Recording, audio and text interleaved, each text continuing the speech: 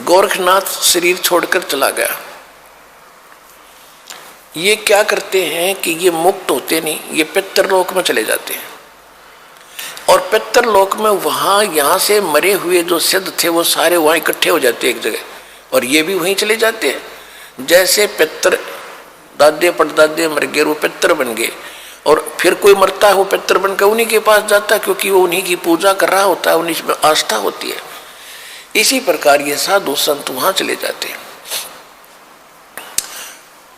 अब क्या होता है कि काशी में जो परमात्मा आए हुए थे कबीर परमेश्वर जी, कबीर परमेश्वर जी की आयु उसमें लगभग 10 वर्ष की थी,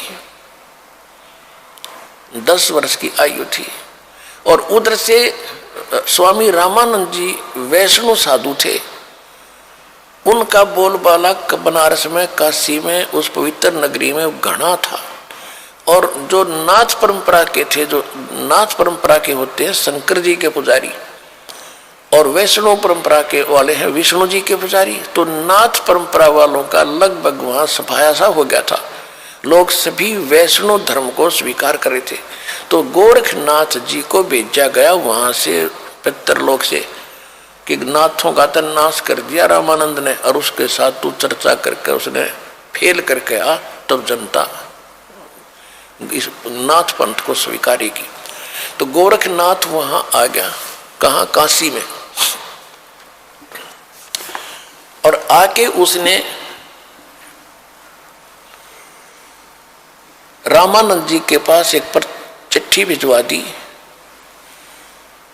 कि मेरे साथ चर्चा करो, गोष्ठी करो, ज्ञान गोष्ठी।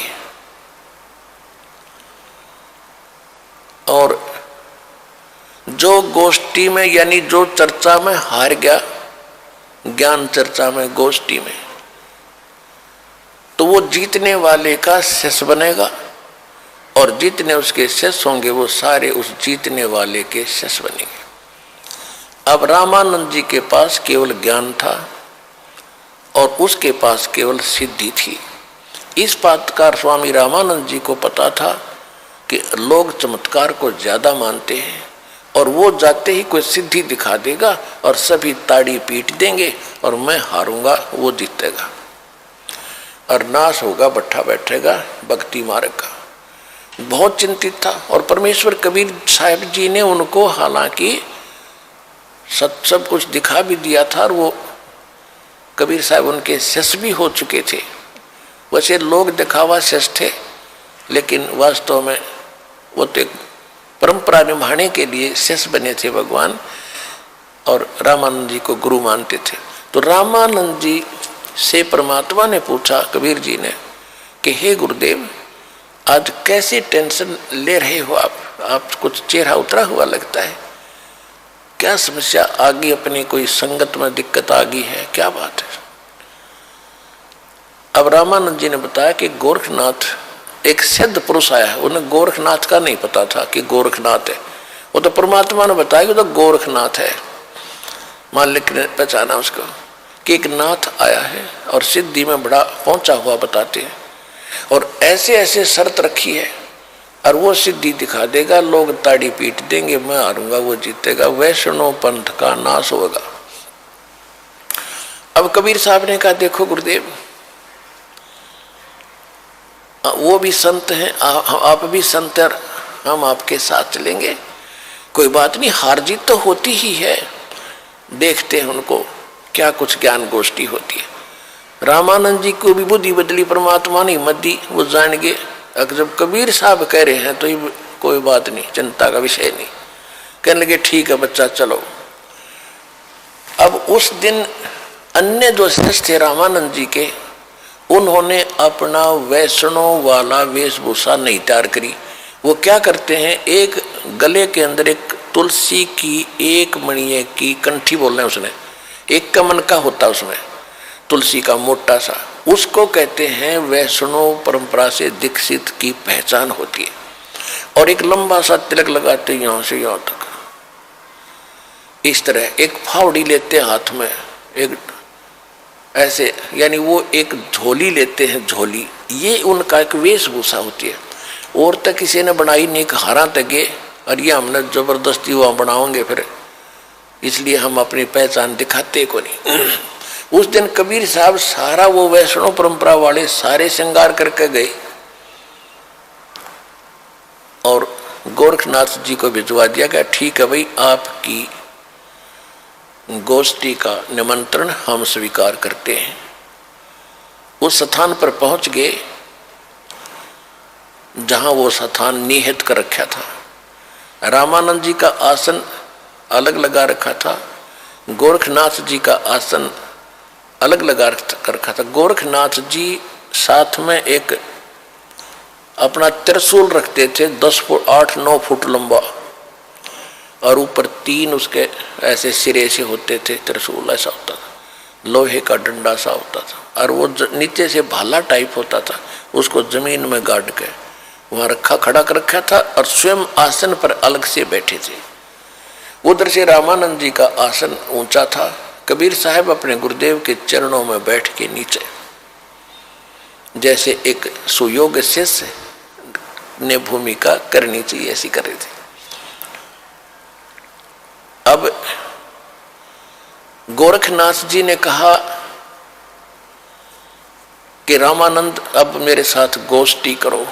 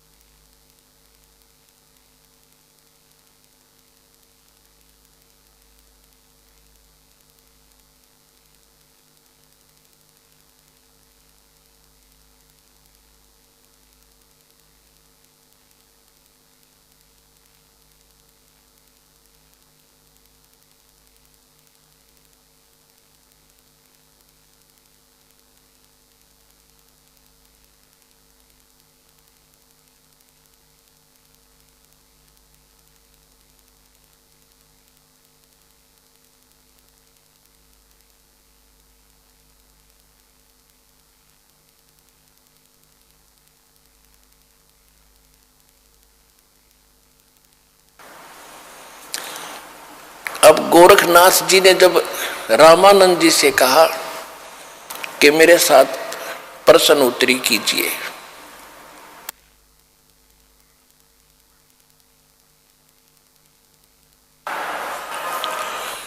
तब परमेश्वर कबीर जी खड़े हुए, वो बालक छोटे से, और कहा कि गोरखनाथ जी, मैं स्वामी रामानंद जी का शिष्य हूं,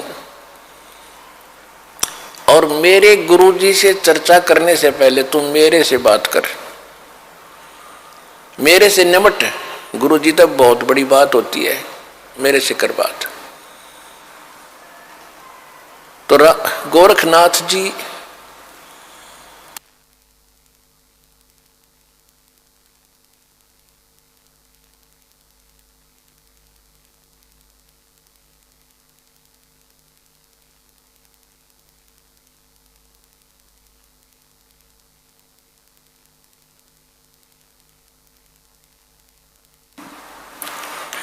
अब गोरखनाथ जी ने कहा कि तू कब से वैष्णव बन गया? कल का बालक है, 5-10 वर्ष का बालक है तू, और गोष्ठी करेगा गोरखनाथ के साथ? तो कब का, तेरी उम्र भी क्या है?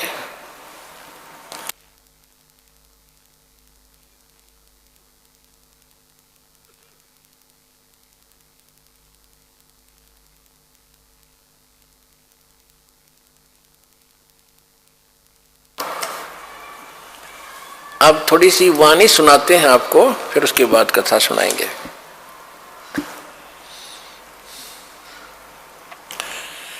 योगी गोरखनाथ प्रतापी, तासो तेज पृथ्वी कापी, काशी नगर में सो पग पर ही, रामानंद से चर्चा करही।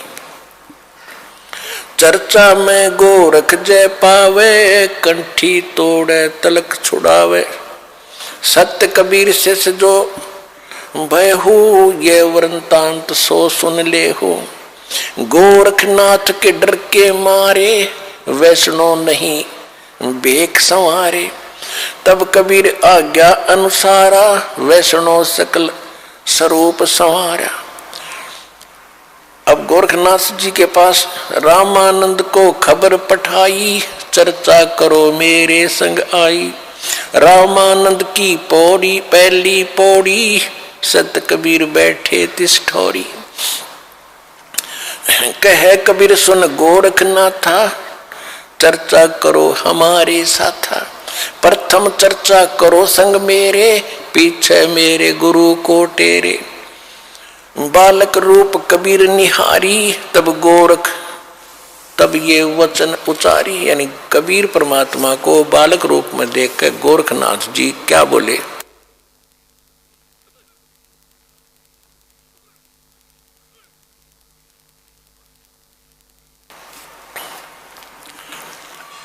कब के बहे बैरागी कबीर जी, कब के बहे बैरागी, कि तुम कब से बैरागी बन गया, वैष्णो कब से बन गया, तू काल का बालक। परमात्मा क्या बोले, नाथ जी तब से बहे बैरागी, मेरी आद अंत सुध लागी। क्या बताते हैं कि मैं कब से बैरागी हूं। धूंधों कार आद का मेला, नहीं गुरु कोई ना था चेला। तब का तो हम योग उपासा, और जब का फिरूं अकेला। धरती नहीं जद का टीका दीना, धरती नहीं जद की टोपी दीना। तेरा ब्रह्मा नहीं था जद का टीका, और शिव शंकर से योगी ना थे, मेरा तब का जोड़ी सिक्का। द्वापर की हम करी फावड़ी, त्रेता का हम दंडा। सतयुग मेरी फिर दुहाई, और कलयुग फिरो नौखंडा। गुरु के बचन साध की संगत, अजर अमर घर पावे। कहे कबीर सुनो हो गोरखे, हम सबको तत्व लखावे।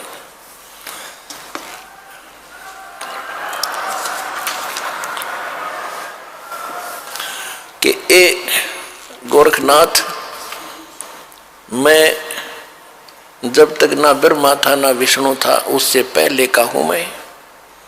इस बात को सुनकर गोरखनाथ जी को ने क्या पूछा, अरे क्यों बात बना रहा है तू भक्त, तेरी उम्र क्या है।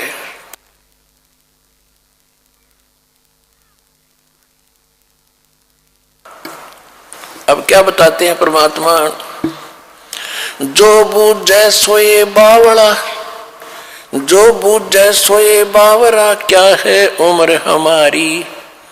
असंख्य योग पर ले गए हम तब के ब्रह्मचारी। कोटि निरंजन हो गए पर लोक सिधारी, हम तो महबूब हैं भाई सदा ब्रह्मचारी। अरबों तो ब्रह्मा गए ये 49 करोड़ कन्हैया, तेरे 7 करोड़ तेरे शंभू मर गए, मेरी एक नहीं पलैया। होय होय।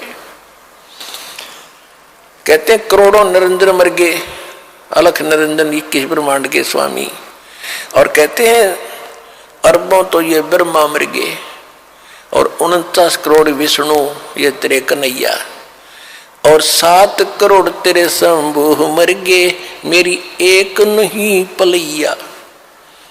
अब भी शंकर जी का पुजारी नाथ जी थे, और जब ये कहा कि तेरे शंभू भी मर लिए 7 करोड़, और मेरी एक भी पल आयु की नहीं घटी है, अर्थात मैं अविनाशी हूं। कोटन नारद हो गए ये मोमंद से चारी, देवताओं की गिनती नहीं ये क्या सृष्टि बिचारी। नहीं बूढ़ा ना बालक और ना कोई भाट भिखारी, कहे कबीर सुनो हो गोरख यह उम्र हमारी। अब गोरखनाथ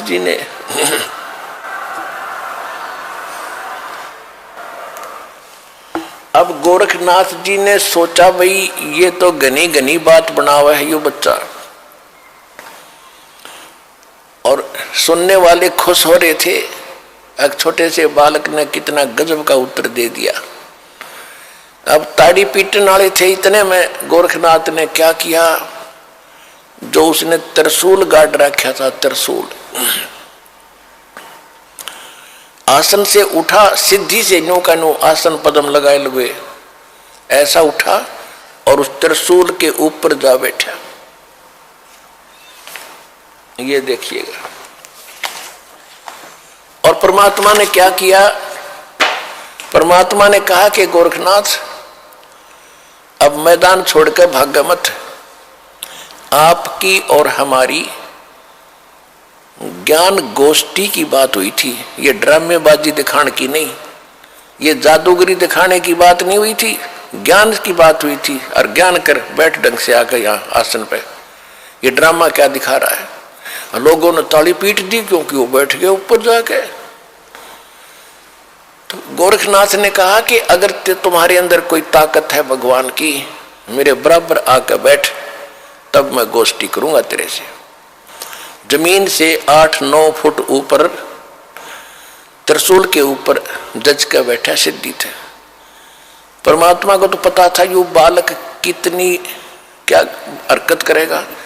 परमात्मा जो सूत होते थे, सूत कपड़ा बुनते थे, और सूत की एक कुकड़ी, बोलना हरियाणा में कुकड़ी, जो चरखे में माताएं काटा करती थी, वह इतनी मोटी हो जाती थी, धागे की रील सी, वह जेब में डाल रहे थे पूरी।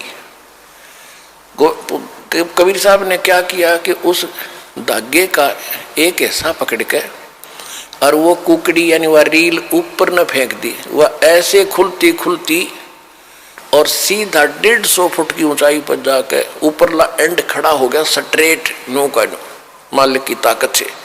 और परमात्मा वहां से उठे और उसके ऊपर के एंड पर जाकर बैठ गए। ये देखो,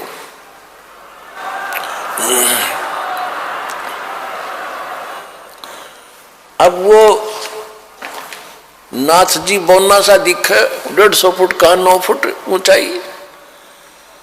अब गोरखनाथ जी, कबीर साहब ने कहा कि ले नाथ जी, अगर बराबर बैठ के ही चर्चा करनी है तो आजा बेटा यहां मेरे बराबर में। अब देखो, ऐसी बात नहीं है कि गोरखनाथ तो आकाश में उड़ जाता था, उड़ सकता था, लेकिन एक तो चुंबक होता है। परमात्मा तो सिद्धियों के भंडार हैं, और सिद्धि क्या, जैसे यह घड़ी है, यह सिद्ध कर दी मैकेनिक ने, और यह चल रही है सुइयां, और इसको चुंबक के सामने कर दो वहीं स्थिर हो जाएंगी, चल नहीं सकती। तो वो सिद्धियां परमात्मा ने पहले उसकी सिद्धि फेल करी। अब गोरखनाथ जी ने सोचा ऊपर न उठो, थोड़ा सा उठा, धड़ाम दे से नीचे आके गिरा। भाई की डुड्डी और डिग्गी होती। गोरखनाथ को पहली बार अपनी कोई हार महसूस हो रही थी उस जीव, पिछले जब तक वो सोदी में था। और कहते पहलवान होता है ना, तो कांटे के जो रेसलर होते हैं, वो तो थोड़ी सी बात पर समझाते कहाँ पर मेरी हार होगी, और जो कंचने से होते हैं ना, वो दे चढ़वा के मान्या करें। अब गोरखनाथ समझ गया कि ज्यादा बहस करने की कोई आवश्यकता नहीं, ये कोई आम व्यक्ति नहीं है। तब उसने कहा कि हे कबीर जी, आप नीचे आ जाओ, अब मैं आपसे आपका ज्ञान सुनूंगा। तब परमात्मा ने उसको सारी सृष्टि रचना सुनाई।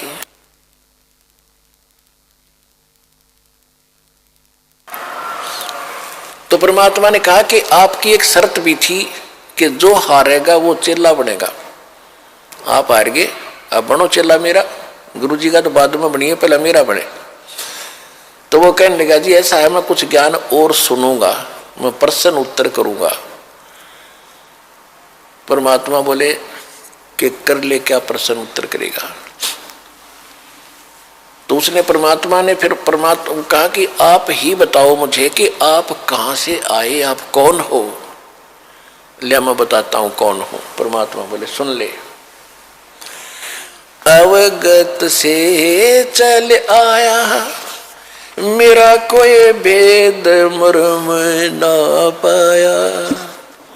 अवधू अवगत से चल आया, अवधूत हे गोरखनाथ, मैं अवगत से चला आया, जिसके बारे में कोई नहीं जानता। तेरा ब्रह्मा जानता, ना तेरा शंकर जानता, ना विष्णु जानते। अवधू अवगत से चल आया, मेरा कोई भेद मर्म ना पाया। मात पिता मेरे ना मेरा जन्म न गर्भ बसेरा, बालक बन दिखलाया, काशी नगर जल कमल पर डेरा, तहाँ जुलाही न पाया। मात पिता मेरे कछु नाही, ना मेरे घर दासी, जुल्ला का सुत आन कहाया, जगत करो मेरी हंसी। मात पिता मेरे कछु नाही, ना मेरे घर दासी, ये जुल्ला का सुत आन कहाया, जगत करे मेरी हंसी। पांच तत्वों का धड़ना मेरे, ये पांच तत्वों का धड़ना मेरा, जानो ज्ञान अपारा, सत स्वरूपी नाम साहेब का, ओहे नाम हमारा। अदर दीप सतलोक में, अदर दीप भवन गगन गुफा में, तान निज वस्तु सारा, तेरा ज्योत स्वरूपी अलख निरंजन, वो डरता ध्यान हमारा।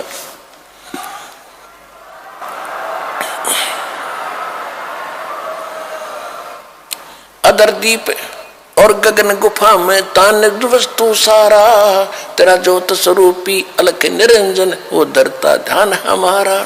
हाड चाम लहू ना मेरे, हाड चाम लहू ना मेरे, कोई जाने सतनाम उपासी, तारण तरण अभय पद दाता, मैं हूं कबीर अविनाशी। हाड चाम लहू ना मेरे, कोई जाने सतनाम उपासी, तारण तरण अभय पद दाता, मैं हूं कबीर अविनाशी।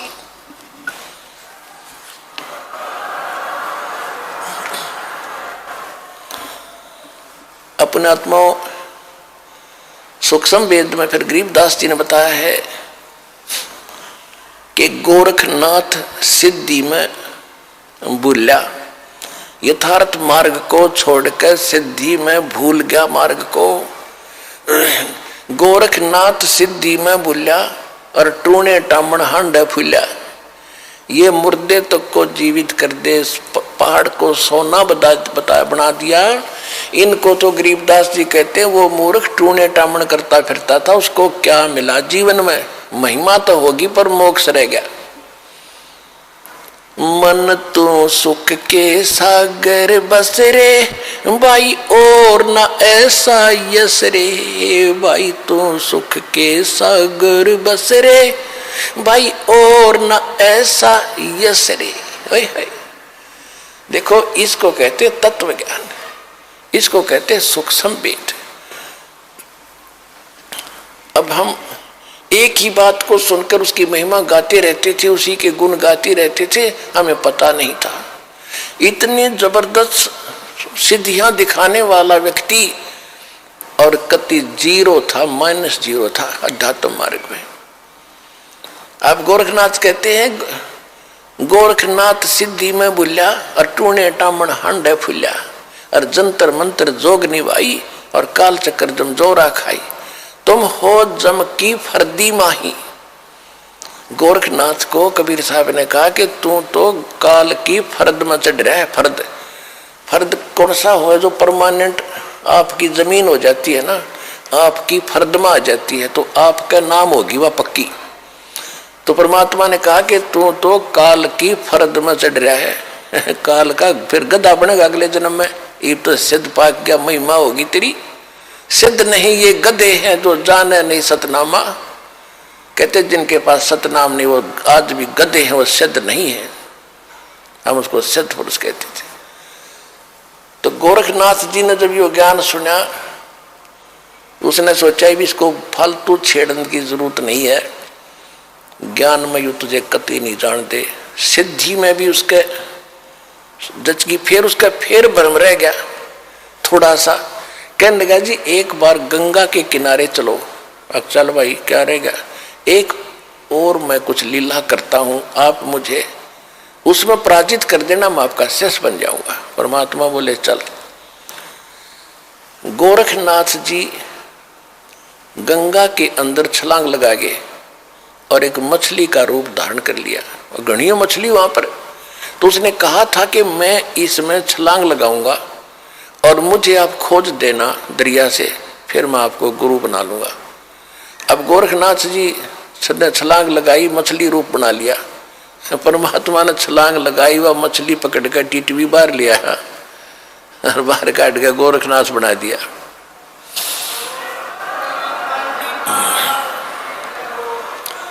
फिर गोरखनाथ चरणों में गिर गया।